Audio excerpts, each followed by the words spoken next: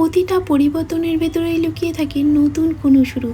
৪ তারিখ বাংলার মানুষ যেভাবে বুঝিয়ে দিয়েছে তারা পরিবর্তন চায়, ঠিক পরের দিনই নিউজ খুলে মনে হলো মানুষ পরিবর্তন কম, বদলা বেশি চাইছে। বাংলার প্রতিটা মানুষই শুধুমাত্র একজন মানুষের হাত ধরেছে পরিবর্তনের জন্য, কারণ তাদের ভরসা আছে যে তিনি পরিবর্তন কিছু করবেন।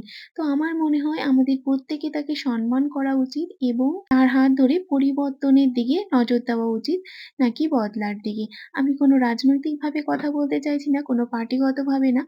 যেটা চারিদিকে ঘটছে মনে হলো সেটা একটু তোমাদের সাথে শেয়ার করলাম। আর অনেকদিন পর তোমাদের সাথে একটা ব্লগ শেয়ার করছি। এটা ছিল সানডের ব্লগ। সকালবেলা উঠে দেখো স্নান করে পুজো-টুজো কমপ্লিট করে এরপরে দুপুরে রান্নার দিকে চলে গেছি। আর আজকে বানাচ্ছি একটু চিকেন, কিন্তু একটু অন্যরকমভাবে চিকেনটা বানাচ্ছি। একটু তাড়াতাড়ি করে তোমাদের সাথে রেসিপিটা শেয়ার করি। চিকেনটা ভালো করে লবণ দিয়ে ম্যারিনেট করে রেখে দিয়েছিলাম।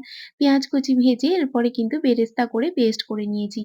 চিকেন ভালো করে ভেজে আদা, জিরা, কাঁচা লঙ্কার পেস্ট দিয়ে ভালো করে কষিয়ে টক দই দিয়েছি। পরিমাণ মতো লবণ, নামানোর আগে ভাজা মসলা আর কাসুরি মেথি দিয়ে নামিয়ে নিয়েছি। আর আজকে দুপুরে লাঞ্চে ছিল কিন্তু আমাদের বেগুন ভাজা, পটল ভাজা আর এভাবে চিকেন কষা। এরপরে খাওয়া-দাওয়া করে সানডে একটুখানি আইসক্রিম অর্ডার করে নিয়েছিলাম ব্লিঙ্কিট থেকে। সেটা খেয়ে বিকেলবেলা চলে গেছিলাম কিন্তু কিছু গ্রোসারি জিনিসপত্র নিতে। নিয়ে আজকের মতো এটুকুই। টাটা!